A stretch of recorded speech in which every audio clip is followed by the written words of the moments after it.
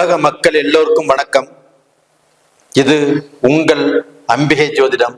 நான் உங்கள் ஜி கோபால் பேசுகிறேன். இன்னைக்கு நாம பேசக்கூடிய தலைப்பு என்னன்னா, மே மாத பலன்கள். அப்ப இந்த மே மாத பலன்கள் ஆகப்பட்டது துலாம் ராசிக்காரங்களுக்கு எப்படி இருக்கிறது, அதை பத்தி தான் இந்த வீடியோல டீட்டெயில பார்க்க போறோம். ஃபர்ஸ்ட் மே மாதத்தில் கிரக அடைவுகள் எப்படி இருக்குன்னு பார்க்கலாம். மேசத்துல சூரிய பகவான், ரிஷபத்துல குரு பகவான், சுக்கிர பகவான், கன்னியில கேது பகவான், கும்பத்துல சனி பகவான், மீனத்துல புதன் பகவான், செவ்வாய் பகவான் மற்றும் ராகு பகவான். இது இந்த மாத கிரக அடைவுகள். அப்ப இந்த மாத கிரக அடைவுகள் எடுத்துட்டோம்னா எப்படி இருக்குன்னா, கிரகங்கள் கொஞ்சம் கசகசன்னு இருக்கிற மாதிரி. எப்படின்னா, இந்த 6ஆம் இடத்துலயும் கிரகங்கள் இருக்குது, 7ஆம் இடத்துலயும் கிரகம் இருக்குது, 8ஆம் இடத்துலயும் கிரகங்கள் இருக்குது. அப்போ உங்களுக்கு ஒரு குழப்பமான பலன்களை கொடுக்கக்கூடிய ஸ்தானத்துல தான் இந்த மாதத்துல பலன்கள் உங்களுக்கு வரும். இதுல உங்களுக்கு ஒரு நல்ல விஷயம் என்னன்னா, உங்களுடைய ராசி அதிபதி யாரு? சுக்கிர பகவான். அந்த சுக்கிர பகவான் ஆகப்பட்டது மே மாசம் 19ஆம் தேதி வரைக்கும் மேசத்திலே இருப்பார்.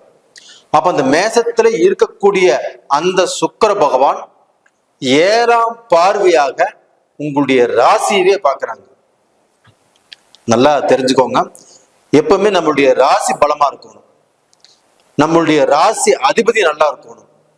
அப்படி இருந்தால் மட்டும்தான் நாம கொஞ்சம் ஆக்டிவா இருக்க முடியும், எதையுமே ஃபேஸ் பண்ண முடியும், எதையுமே தைரியமாக எதிர்த்து போராடி ஜெயிக்க முடியும். இந்த ஜெயிக்க முடியும் அப்படிங்கிறதுக்கு உங்களுக்கு சூரியனும் உச்சமாக இருக்கிறான். எங்க?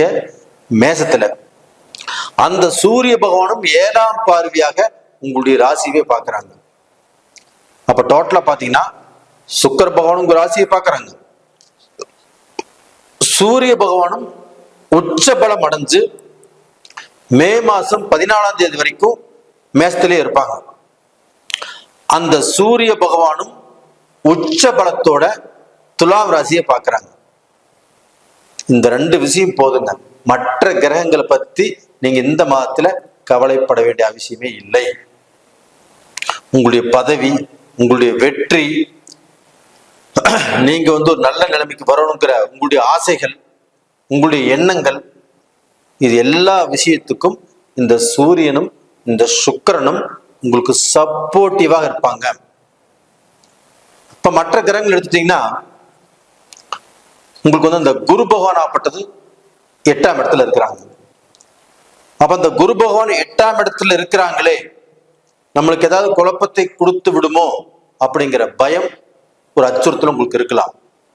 கண்டிப்பாக அந்த குரு பகவான் 8ஆம் இடத்துக்கு போனாலும் அந்த குரு பார்க்கக்கூடிய இடங்கள் நல்லா இருக்குது. அதனால அந்த குருவை பத்தி நீங்க கவலைப்பட வேண்டிய அவசியம் இல்லை. அதே சமயத்துல இப்போ இந்த பீரியட்ல இந்த பிசினஸ்ல இன்வெஸ்ட் பண்றது, ஒரு பிசினஸ் டெவலப் பண்ணணும், அதுல இன்வெஸ்ட் பண்ணணும் அப்படின்னா அதை கொஞ்சம் தள்ளி போடுங்க. அதே சமயத்துல இந்த குரு 8ஆம் இடத்துல இருக்கிறதுனால இப்ப இந்த இன்சூரன்ஸ், அந்த லாங் டைம் இன்சூரன்ஸ், அதாவது லாங் டைமா நாம பார்க்க போனா ஒரு கேபிட்டல் போடுறது, இப்போ இன்சூரன்ஸுங்கிறது நல்லா இருக்கும். அதே சமயத்துல ஒரு 5 லட்ச ரூபா போட்டு 5 வருஷம் கழிச்சு நாம அதை எடுத்துக்கிறதோ, அதை ரெனியூல் பண்றதோ நல்லா இருக்கும். இது மாதிரி லாங் டைத்துக்கு ஒரு இன்வெஸ்ட் பண்றதுங்கிறது உங்களுக்கு நல்லா இருக்கும். அது இந்த குருடைய அனுகிரகத்தினால. அப்ப அப்படி செய்யறதுனால உங்களுக்கு அந்த லாங் டைம் இன்வெஸ்ட்மெண்ட், அந்த இன்சூரன்ஸ் சம்பந்தப்பட்டது, இது எல்லாமே உங்களுக்கு நல்லா இருக்கும். இது போக பாத்தீங்கன்னா உங்களுக்கு இந்த 6ஆம் இடத்துல செவ்வாய், ராகு, புதன், இந்த 3 பேரும் காம்பினேஷன் இருக்கிறாங்க. அப்ப அந்த செவ்வாய் 6ஆம் இடத்துல இருக்கிறது, தன்னுடைய கணவர் தனக்கு அதை செய்வாங்க, இதை செய்வாங்க, நம்ம சொன்னதை கேட்பாங்க, நம்மளுக்கு ஏதோ ஒன்று வாங்கி கொடுப்பாங்க, நம்மளை சந்தோஷப்படுத்துவாங்க அப்படின்னு பெண்கள் நினைப்பது கண்டிப்பாக கொஞ்சம் குறைச்சுக்கணும். அப்ப அந்த செவ்வாய் 6ஆம் இடத்துல இருக்கிறதுனால அந்த கணவன்மார்கள் ஆகப்பட்டது தன்னுடைய மனைவிமார்கள் கிட்ட கொஞ்சம் கோவப்படுவாங்க, கொஞ்சம் டென்ஷன் ஆவாங்க. அந்த மனைவி எதிர்பார்த்ததை கணவன்கிட்ட இருந்து கண்டிப்பாக நீங்க அடைவது கஷ்டம். ஏன்னா இந்த செவ்வாய் தான் கணவர் சம்பந்தப்பட்ட கிரகம். அப்ப அந்த கிரகமே உங்களுடைய ராசிக்கு 6ஆம் இடத்துல இருக்கிறதுனால, அப்ப அந்த கணவர் மேல இருக்கக்கூடிய அந்த ஆசாபாசங்கள், அந்த கணவர்கிட்ட நம்ம எதிர்பார்க்கிறது, இந்த விஷயங்கள் ஆப்பட்டது நம்மளுக்கு நடக்கிறது கொஞ்சம் குறைவாக இருக்கும். அப்ப அந்த இடத்துல கொஞ்சம் காமாக, கொஞ்சம் டென்ஷன் ஆகாம, கொஞ்சம் விட்டு கொடுத்து, கொஞ்சம் அட்ஜஸ்ட் பண்ணி போறது உங்களுக்கு நல்லது. இது போக இந்த மாசத்துல பாத்தீங்கன்னா ஒரு திருமணம் சம்பந்தப்பட்ட விஷயங்கள். அப்ப அந்த திருமணம் சம்பந்தப்பட்ட விஷயங்கள் எடுத்துட்டீங்கன்னா இந்த மாசத்துல கொஞ்சம் கஷ்டம்தான். அப்போ ஒரு பொண்ணு பார்த்துருக்கிறீங்க, அந்த பொண்ணை பத்தி நாம வீட்டுல சொல்லணும்னு நினைச்சாலுமே இந்த மாசத்துல கொஞ்சம் தடங்கள்லாம் ஆகும். இப்ப பொண்ணு கூட ரிலேஷன்ஷிப் இருக்கிறீங்க, இதை பத்தி வீட்டுல சொல்லணும்னு நினைக்கிறீங்க, கண்டிப்பாக சில தடைகள், சில குழப்பங்கள் வரும். நீங்க சொன்னாலும் அது கொஞ்சம் எகென்ஸ்டா தான் மாறும். அதனால இந்த மாதத்துல அது வேண்டாம். அது போக ஒரு பொண்ணு பார்க்கறது, ஒரு பொண்ணு பார்த்து இது நடக்குமான்னு நினைக்கிறது, அப்போ ஒரு கல்யாணம்ங்கிறது ஃபிக்ஸ் பண்றது, இது எல்லாமே இந்த மாசத்துல இல்லாமல் கொஞ்சம் தள்ளி போட்டுக்கிறது நல்ல விஷயம். அது போக பாத்தீங்கன்னா இந்த குடும்ப ரீதியாக கணவன், மனைவி, குழந்தைகள் இவங்களுக்குள்ள பார்க்க போனா கொஞ்சம் அந்த செவ்வாய்ங்கிறது 6ஆம் இடத்துல இருக்கிறதுனால கொஞ்சம் குழப்பங்களும், கொஞ்சம் மன நிம்மதி இல்லாத சூழ்நிலைகளும் உருவாகும். இது லாங் பீரியட்ங்கிறது இல்லை, ஒரு கொஞ்ச நாளைக்கு தான். அதனால இந்த மனைவிமார்கள் கொஞ்சம் ஒத்து போய், கொஞ்சம் விட்டு கொடுத்து, கொஞ்சம் அட்ஜஸ்ட் பண்ணி நடந்துக்கிறது நல்ல விஷயம். அதே சமயத்துல இந்த புதன் பகவான் 6ஆம் இடத்துல இருக்கிறதுனால மே 10ஆம் தேதி வரைக்கும் தான் இந்த 6ஆம் இடத்துல இந்த புதன் பகவான் இருக்கும். அப்ப இந்த மே 10ஆம் தேதி பயிற்சியாகி மேஷத்துக்கு வந்துருவாங்க இந்த புதன் பகவான். அப்ப அந்த 10 நாட்களும் பார்க்க போனா இவங்களுக்கு எஜுகேஷன்ல கொஞ்சம் பிரச்சனைகள் வரும். தான் படித்தது ஞாபகத்துக்கு வராம இருக்கலாம். ஒரு எக்ஸாம் நம்ம அட்டன் பண்ணாலும் நம்ம எக்ஸ்பெக்ட் பண்ணின மார்க்கை வாங்க முடியாத சூழ்நிலைகள் உருவாகலாம். ஒரு இன்டர்வியூக்கே போறோம், அந்த இடத்துலயும் கொஞ்சம் திருப்தியை கொடுக்காது. அப்போ நாம வேற ஒரு காலேஜ்ல இருந்து வேற காலேஜுக்கு போக நினைக்கிறோம், அதுக்கு முயற்சி பண்ணாலும் நடக்காது. இப்போ வெளிநாடு போக நினைக்கிறோம், அதுவும் கொஞ்சம் தடுங்கலாகும் படிப்பு சம்பந்தமா.